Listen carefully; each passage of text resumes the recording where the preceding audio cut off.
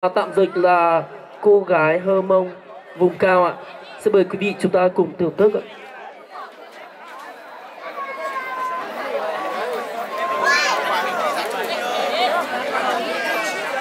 Dạ, nó hối cười vậy rong lo đi. Ô, nằm gấp vào tôi này anh à.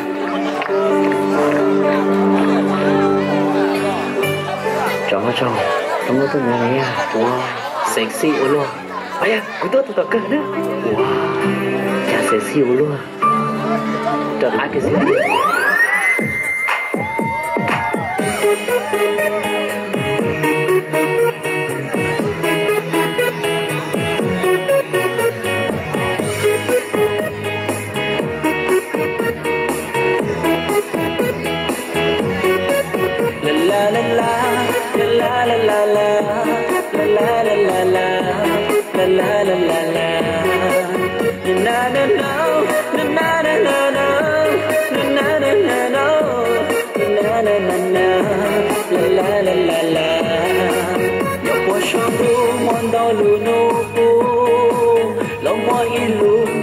tao sồn có giờ không để té luôn câu dành ngoan tao đó coi lên thiên liên sao sồn có coi do tụ cho là do nên chú ở trên xích lúc quá lo li có sắp khi cho có kia cũng lúc có